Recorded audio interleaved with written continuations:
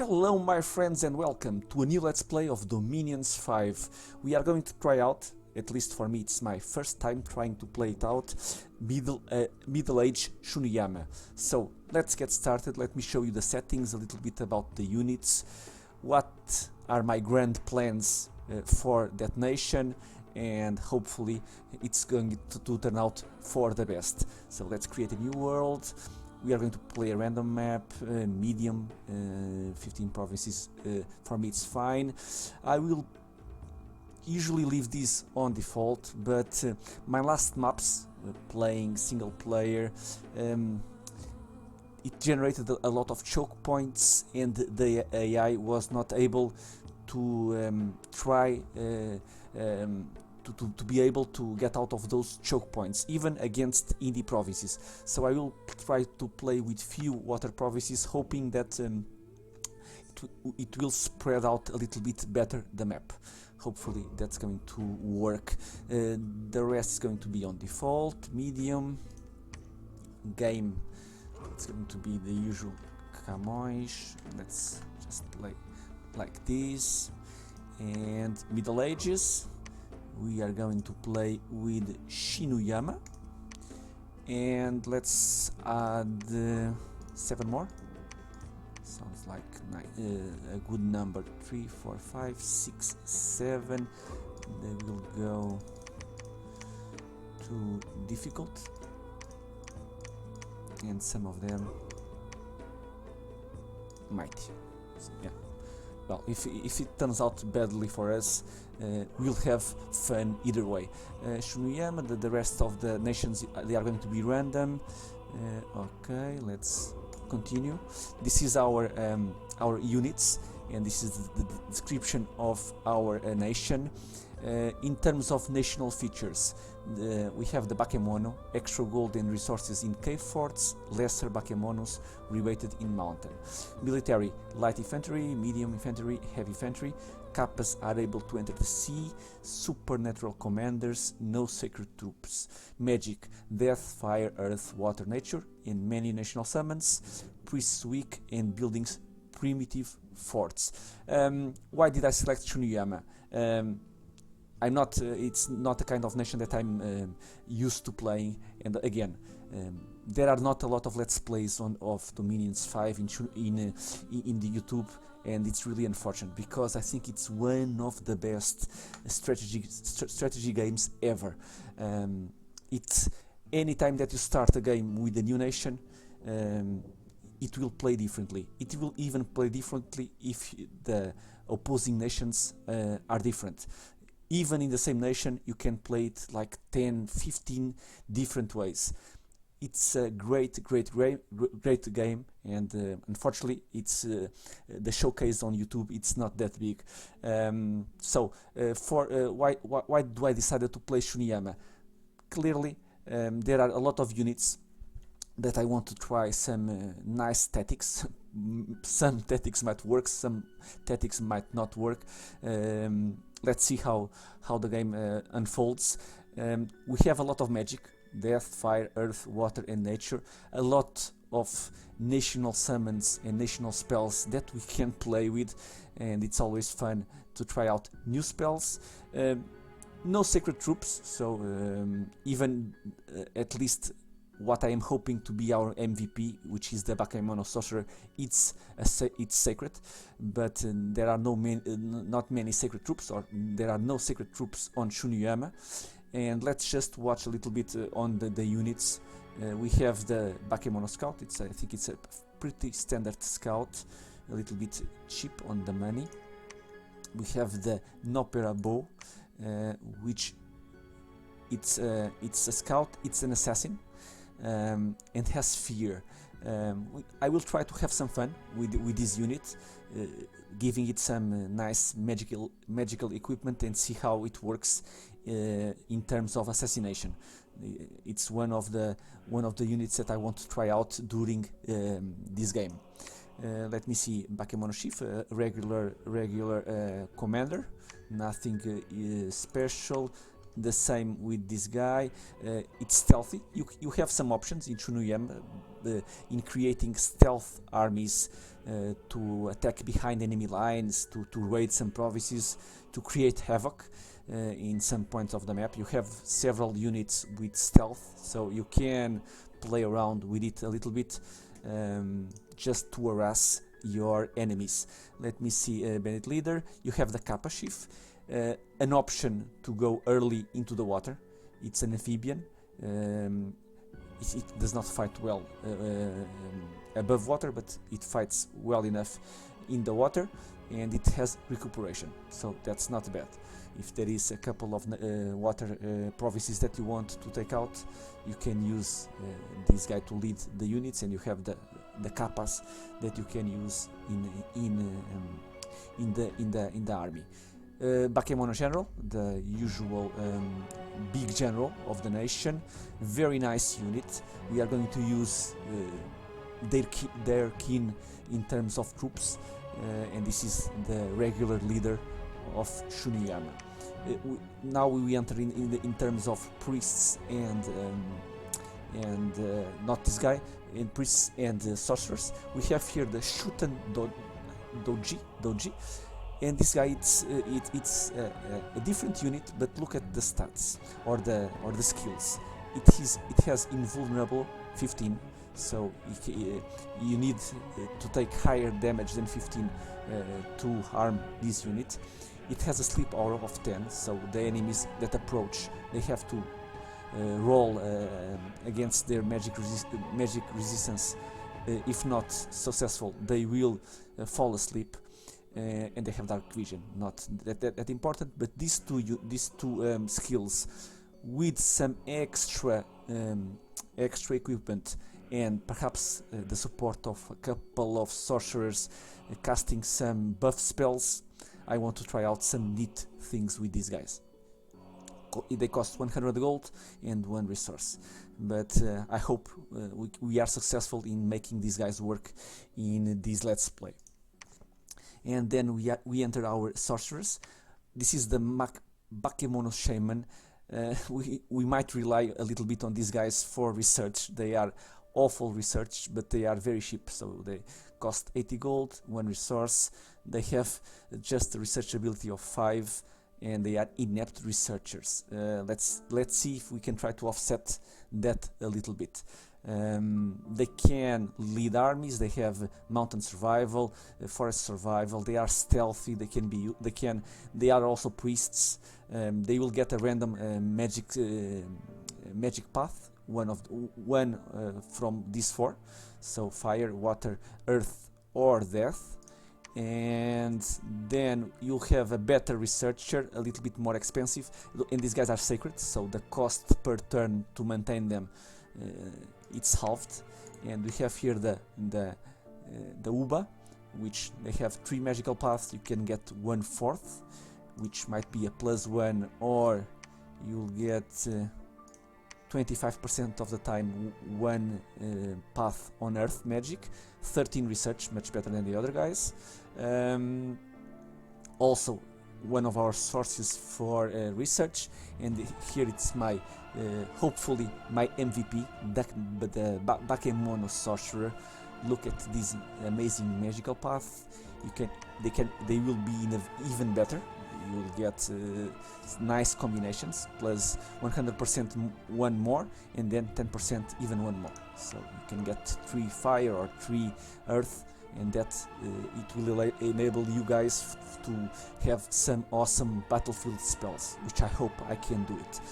The only drawback on these Bakemono Sorcerers, one of which it's slow to recruit, but you can recruit it anywhere. You are not constrained to the capital. You can in any place that you have a fort, a lab and a temple, you can recruit them. So if you expand fairly well, you will have several of them.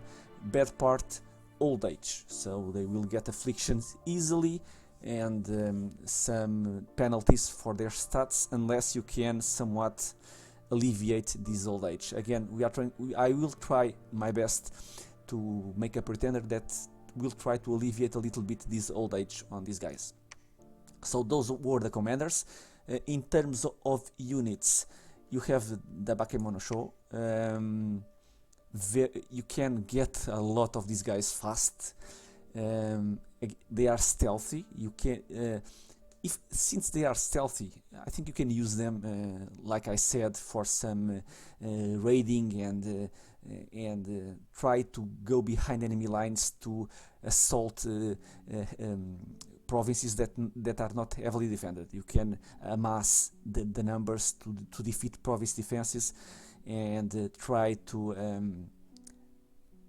make the enemy nations focus a little bit more inside their borders than trying to attack you, because they are being constantly raided by these guys. But for me, the big drawback is they are undisciplined. So try to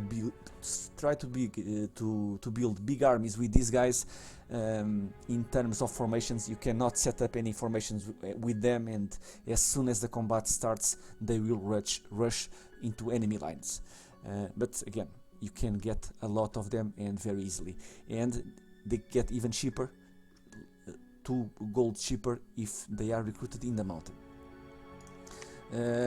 So those are the Bakemono Show. You have the same ones, same stats, a little bit more expensive, but with a Yari. So a little bit a better weapon with a nice repel possibility. And the same again, changes the weapon. They have a dagger. This is the archers. They have the dagger and a short bow, but again, undisciplined. So you are somewhat limited in what orders you can give them prior to combat.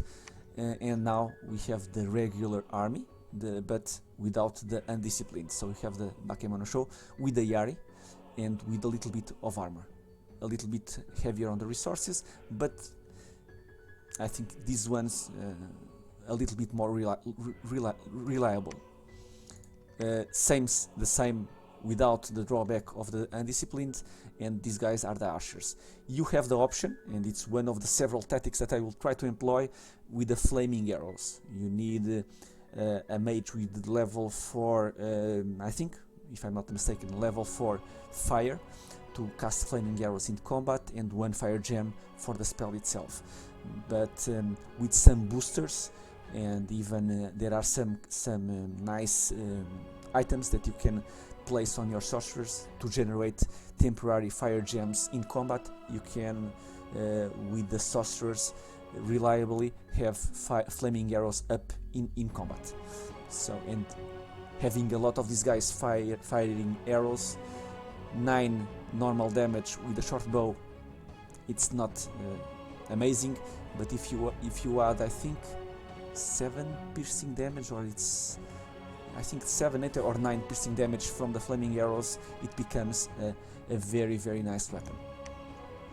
And then we are getting into better units. We have the bandit, which is stealthy, much more regular stats. You are getting to the average level, 10 in strength, attack, defense a little bit less. The Yari, a little bit better armor, and these guys are awesome pillagers and stealthy. Same unit, changes the kind of weapons. Again, short bow, and the wakizashi, which is a kind of sword, I think, and the Bakemono warrior, which a little bit better in stats. You have attack skill of 11, defense skill of 11. These guys are also, you can get them in big numbers to offset if you are sieging some fortress with big defending armies. You can get a lot of these guys. They will be useful in combat. A good weapon, nice damage, a little bit above average skills, and easily to get in numbers. Let me see, and now the Kappa. the guys that probably are going to be led by the Kappa chief, and they can go into the water. So depending on the map, you might, and they have recuperation. So between combat, they can heal some afflictions. So they are going to be a little bit more sturdy in taking damage. They have 15 hit points. So if they don't get killed and get some afflictions, you will have a small chance of those afflictions going away. Our MVPs, our best units come next. You have the Dai Bakemono, and I'm going to show you the next one, which is again Dai Bakemono with the longbow. So the only changes, it's well, some of the stats are a little bit different. So the regular guy with the Nodachi, look at the amount of damage. They do 28 damage with this sword. Strength 16, attack skill 11, defense skill 12. Nice morale, good defense, good 17 protection. So if you can get these guys in numbers, they are pretty much unstoppable in terms of combat with the same number of forces. And if you sorcerers pump them with some buff spells, they get close to amazing.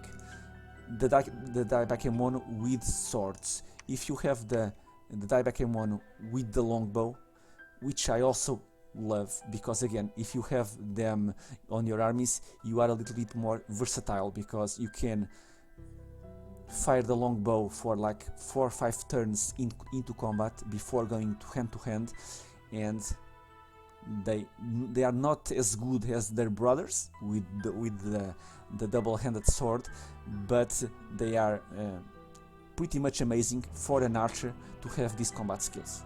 So usually when infantry reaches the archers are doomed, because they cannot fight against regular infantry, but these guys are not. If somehow they breach our front line and they meet these guys, it's like meeting a second front line, because they can stand up for themselves pretty much easily. And of course, if you have these guys in great numbers, imagine casting flaming arrows, destroying a big part of the army, and then in hand-to-hand combat, these guys will wreck also the enemies. So very, very nice units. A little bit expensive, of course, they have to be expensive, 25 gold and 35 resources. Early in the game, it's going to be difficult to get them in numbers. So our first turns, in terms of expansion, there are better nations in that early game, but if we can expand in average level, not as fast as probably some other nations, but if we can clear the perimeter on our capital, I think we are going to be fine. And to finish off, we have the Bakemono, which I haven't used yet. Just looking at the undisciplined, they have nice hit points. I know that they do. Attack skill, it's pretty average. 19 strength, so pretty much if they hit, they will kill their target. But very low protection, 11. You have a lot of earth mages. You can make, or you can increase easily this protection, so that they are a little bit more useful. But undisciplined, it's, for me at least, I'm not by any means an expert player in Dominions. For me it's difficult to script the combat so that I can buff these guys correctly before they rush into the enemy lines, because as the combat starts, they will run away into the enemy, of course. And this is our units and our commanders. Let's proceed into deciding the pretender. Again, my friends, let me know in the comments what are your thoughts, your opinions, your experience with Middle-aged Shuniyama, or of course even with similar nations. I cannot express myself on how much I have learned in previous Let's Plays with your comments. Again, I think Dominions 5, it's a game within a game within a game. Just by changing nations, you need almost to start over on how you play it. Even facing different adversaries, again, you need to learn everything again, so it's easy to learn from comments or from opinions or different decisions of the same nation. So for the physical form, I have decided on a Master Enchanter, and it's going to be an imprisoned one, so that I have a lot of points. What did I decided in points? Let me check here my notes. It was 4 Earth, 4 Astral, 1 Death, and 8 Nature. I think that's it. And for the blesses, I will try to define everything and then try my best to explain it. So Invigoration 2 times, 1 minor magic resistance, 1 major, and then 1 recuperation. Is that it? Oh, and we need, of course, go to 4 Dominion. 1 0 1 2 1 2, and then we can add the next effect, which is an aging. We have 45, and this is it. So this was what I decided. So we have the Master Enchanter. I will try to use it for site searching when it gets here, which it's going to take a while. It's going to be the 3rd year, because it's imprisoned and we have a lot of points because of it. Some magical paths is going to go to our bless. Many of the blesses, it's trying to change what I think is great to an awesome state, which is our sorcerers. So they are old, they have old age, and recuperation and an aging.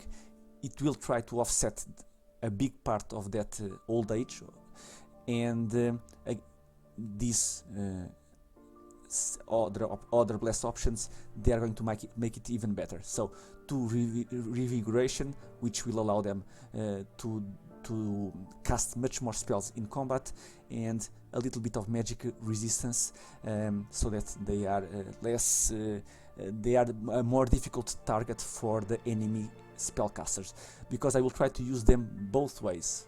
In combat as a support caster, in combat as an offensive caster with fireballs, earthquakes and whatever, and I will try also to use them as thugs, as just with some equipment, some self-buffing, and send them alone against enemy armies and to see how that works, if they try, if they survive or not. And in that case, the magic resistance is going to be much more important, because they are going to be the only target for enemy mages. So that was my decision. Again, I am looking forward for your comments. Probably it is going to be a very fun let's play, but with a lot of facepalm possibilities. Let me know in the comments, because it's easy to be dominated in dominions. I think I have everything that I need, my friends, and I'm ready to start off the game. I hope you have enjoyed this first intro episode, a little bit shorter, but I always like to split between the initial setup of the nation and then actually start the game itself. So this is what I have decided. I think we can even proceed to the next point, which we have our pretender. I will call it a very different name. It's going to be Camões, and I'll press Camões, and then just show you the other game settings. For fun, I usually increase the global encampments. All of fame go to 20. Renaming is allowed. I usually increase a little bit the special site frequency. Again, anything that adds events, fun stuff to make the game a little bit more spicy, I'm up to it. No score graphs, no story events, random events are rare. Human AA level, we have defined it elsewhere. limited unique artifact forging. Usually if I reach that stage of the game, or is it won or probably lost, so that it won't affect much the game, and I think we are ready. So my friends, I hope you have enjoyed, and please join me on the next episode where we will continue this Middle Age Shuniyama Let's Play.